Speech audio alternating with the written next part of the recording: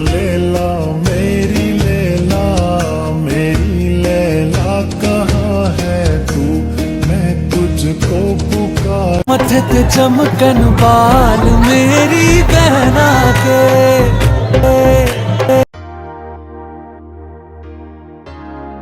तो आज हम आपको जिस इलाके की सैर कराने जा रहे हैं वो कोहे हिंदू कश के बुलंदोबाला पहाड़ों के बीच हसीन परियों का देश वादी कैलाश है, जिसे काफरिस्तान भी कहा जाता है। जहाँ ये इलाका कुदरती हुस्न से माला माल है, वहीं ये इतना पुरसरार भी है कि खासकर यहाँ की मुकामी खूबसूरत लड़कियों के हवाले से बहुत सी बातें मशहूर हैं। वादी कैलाश की सकाफत, मजहब और त्योहार आज तक सयाहों के लिए एक मेहमा है और पूरे पाकिस्तान बल्कि यूँ कह लें कि पूरी दुनिया में ही ये सबसे मुनफरिद है। यहाँ का लोकगीत परीक तो इस इलाके की शोहरत को अब दुनिया भर में फैला रहा है, जब दो कमसिन बच्चियों आरियाना और अमरीना ने अपनी खूबसूरत आवाज में इसे गाया। ये लोग किस मजहब के पैरोकार हैं और यहाँ की लड़कियों को हर महीने घर से क्यों निकाल दिया जाता है, और ये 7 दिन जिस मुकाम पर गुजारती हैं, वहाँ के दरों दीवार को छूना मर्द के लिए क्यों मना है? इस शादीशुदा औरत अगर किसी के साथ बात जाए तो इसके शौहर को इस पर है। अगर आपको ये इन्फॉर्मेशन लड़कियों की इजाजत के बगैर तो हमारी हौसला अफजाई के लिए अभी से शुरू किया जाता है, क्योंकि हम ये वीडियोस आपके लिए बहुत मेहनत से बनाते हैं।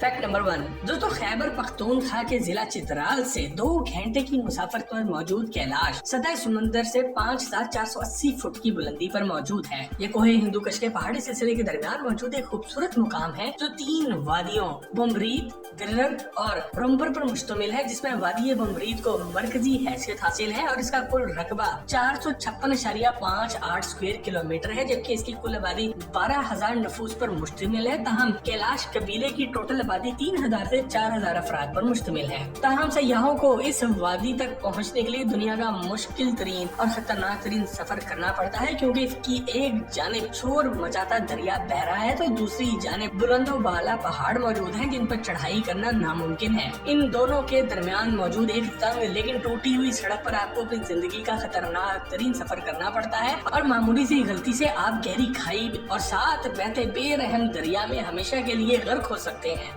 यहाँ पर लैंड स्लाइडिंग का भी खतरा हर वक्त मौजूद रहता है। लिहाजा अगर आप कैलाश कबीले और इसकी मुनफरिद लेकिन पुरसरार सकाफत जानना चाहते हैं तो फिर आपको खच्चर पर बैठकर ही जाना महफूज रहेगा। इसके अलावा यहाँ पर फर्स्ट एड किट और अपनी जरूरी अद्वियात यानी कि मेडिसिन अपने साथ रखना ना भूलिए, क्योंकि यहाँ पर आपको कोई तिब्बी सहूलियात नहीं मिलेंगी। फैक्ट नंबर 2 दोस्तों, कैलाश कबीले के कुछ लोग ये दावा करते हैं कि इनके आबाओ-अजदाद का ताल्लुक कदीम यूनान से है, क्योंकि जब अलेक्जेंडर यानी कि सिकंदर आजम हिंदुस्तान पर हमला करने आया तो वापसी पर इसकी फौज के कुछ जख्मी और बीमार सिपाही इसी इलाके में रह गए थे और कैलाशा लोग इन्हीं की नस्ल में से हैं। तहम बहुत से मुअर्रिख और माहिरीन इस दावे को बायोलॉजिकल प्रूफ न होने की वजह से रद्द करते हैं और तारीखी हवालों से इन्हें कदीम आर्यन और आर्या नस्ल के लोग करार देते हैं, जो कि कदीम ईरान का एक खास हिस्सा थे और वहीं से इंडो आर्यन जुबानों की बुनियाद भी पड़ी, जो कि कैलाश के लोग आज बोलते भी हैं। तहम कैलाश के लोग अपनी इस जुबान को कैलाशा जुबान कहते हैं। इन लोगों के गीतों में भी एक मुकाम तिस्याम का जिक्र बहुत तवातुर से मिलता है और इन लोगों का अकीदा है कि इनके आबाओ-अजदाद चित्राल की तरफ हिजरत करने से पहले इस इलाके में रहते थे। तहम आज तक इंसानी तारीख में इस नाम का ना तो कोई इलाका मिला है, ना ही इसका कोई पता मौजूद है।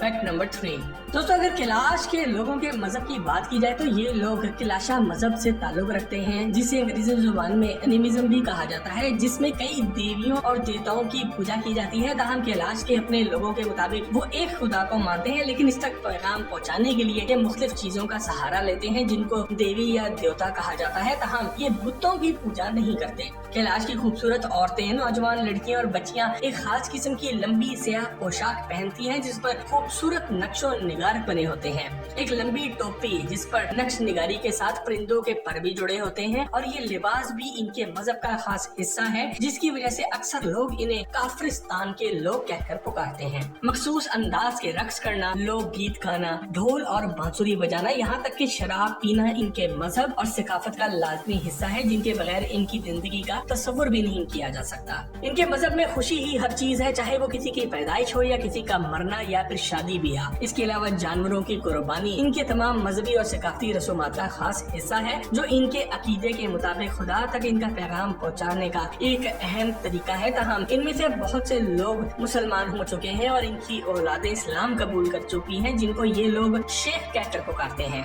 नए मुसलमान होने वाले लड़के और लड़कियों से इनके वालिदैन और कबीले के लोग कई महीने या साल भी नाराज रहते हैं, लेकिन फिर रजामंद हो जाते हैं और दोबारा इन्हीं के साथ रहना शुरू कर देते हैं। इसलिए अब आपको माशाल्लाह से इनके इलाके में मसाजिद भी मिलेंगी और यहाँ पर प्रैक्टिसिंग मुस्लिम्स भी नजर आएंगे।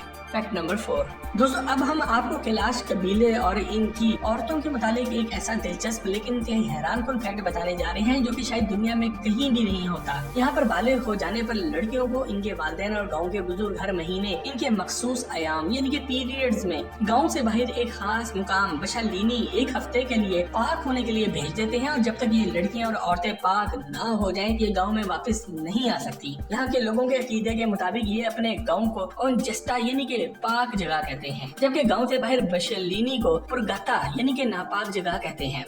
इस जगह पर किसी भी मर्द बड़ा या छोटा या बच्चा किसी को भी जाने की इजाजत नहीं होती है। अगर किसी का गलती से इसकी दरो दीवार को हाथ लग भी जाए तो इसे पाक होने के लिए एक भेड़ की कुर्बानी देकर ही वापस गांव में दाखिल होने की इजाजत मिलती है। बशालीनी में लड़कियों और औरतों के लिए खाना लाने वाले को भी इसके मरकजी गेट पर मौजूद रुकावट पर ही रोक दिया जाता है और बगैर छुए ही चीजें छोड़ के चले जाते हैं। इसके अलावा इस मुकाम पर औरतें बच्चा पैदा करती हैं और पैदाइश के 10 दिन तक वापस घर नहीं जा सकती। यहाँ पर तिब्बी सहूलियात मौजूद है और यहाँ पर आने वाली लड़कियाँ यहीं पर सिलाई कढ़ाई का काम भी करती हैं और अक्सर अगर किसी औरत या लड़की का इंतकाल हो जाए तो इसे गांव में लाने के बजाय इसी मुकाम पर 3 दिन रखने के बाद बशलीनी के पास ही किसी मुकाम पर दफना दिया जाता है। फैक्ट नंबर 5 दोस्तों, आपको यहाँ की लड़कियां और औरतें चाहे वो कैलाश के हों या फिर शेख मुस्लिम हों, इनका नंगा सर नजर नहीं आएगा, जबकि कैलाश कबीले की खवातीन हर वक्त अपना सर एक मखसूस लंबी टोपी से छुपाए रखती हैं। बालिग और नौजवान लड़कियों को घर में नहाने की इजाजत तो होती है, लेकिन ये अपने बाल करके गुसल खाने में नहीं धो सकती। इस मकसद के लिए इन्हें बशालीनी के दिनों में इससे पास बहती हुई नदी में जाकर काम करना पड़ता है, जिसे ये लोग गा का नाम देते हैं, जहाँ ये न सिर्फ अपने बाल धोती हैं बल्कि कपड़े धोने के लिए भी इसी मुकाम का रुख करती हैं। अगर सर्दियाँ भी पड़ रही हो या धूप ना निकली हो तो अपने बाल खुश्क किए बगैर ही अपनी मखसूस टोपी में छुपा लेती हैं। लेकिन आपको ज्यादा हैरत ये बात जानकर होगी कि यहाँ की लड़कियाँ इस सलूक पर मुतमईन है और इस बारे में कोई बात नहीं करती।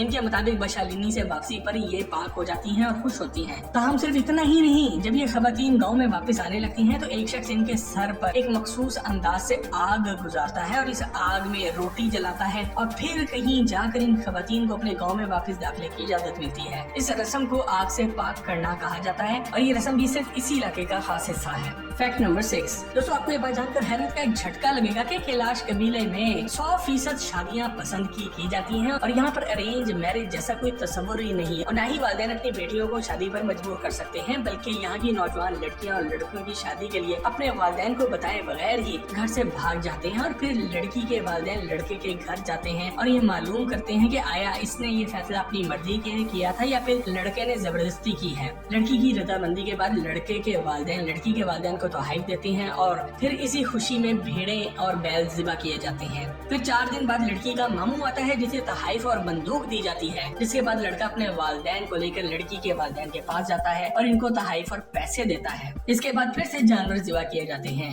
रक्स किया जाता है, ढोल बजाया जाता है और गाँव वालों को इस खुशी में शामिल किया जाता है। यूँ ये सिलसिला कई महीनों तक चलता है। लेकिन आपको ज्यादा हैरत ये बात जानकर होगी कि अगर कोई शादीशुदा लड़की किसी और लड़के को पसंद कर ले और इसके साथ भाग जाए तो इसका शौहर इसके वालिदैन इसे कुछ नहीं कह सकते, लेकिन इसका साबका शौहर अपनी बीवी के नए हस्बैंड से दुगनी रकम यानी कि डबल पेमेंट वसूल करता है जो इसने अपनी शादी की रसूमात पर खर्च की होती है। ताहम ऐसे वाकयात शादो नशारी होते हैं, लेकिन किसी मुसलमान के साथ यहाँ की लड़की को शादी करने की बिल्कुल इजाजत नहीं होती और ऐसा करने के लिए इसे पहले इस्लाम कबूल करना पड़ता है और इसके बाद इसके लिए जरूरी है कि वो ये इलाका एक बार छोड़ जाए। ताहम कुछ अर्सा नाराजगी के बाद लड़की के वालिदैन और बहन भाई वापस इससे मिलना जुलना शुरू कर देते हैं। फैक्ट नंबर 7 दोस्तों, चूंकि कैलाश कबीले के लोग मुसलमान नहीं और इस इलाके की नौजवान लड़कियां खूबसूरती में परियों जैसी दिखती हैं, तो बहुत से सयाहों ने जानबूझकर कुछ ऐसी बातें फैला दी हैं जिनका हकीकत से दूर दूर तक कोई ताल्लुक नहीं। जैसा कि ये बात आमतौर पर मशहूर है कि यहाँ की कमसिन लड़कियों को चंद पैसों के लिए सयाहों को बेच दिया जाता है या फिर यहाँ की हर लड़की ही जिस्म फरोशी का मकरूद धंधा करती है, लेकिन हकीकत में ऐसा कुछ भी नहीं है। अगर कोई शख्स इस मकसद के लिए इस इलाके में जाना चाहता भी है तो इसे सख्त सख्त मायूसी होती है और यहाँ के मुकाबले लोगों का गजब और गुस्सा देखना पड़ता है।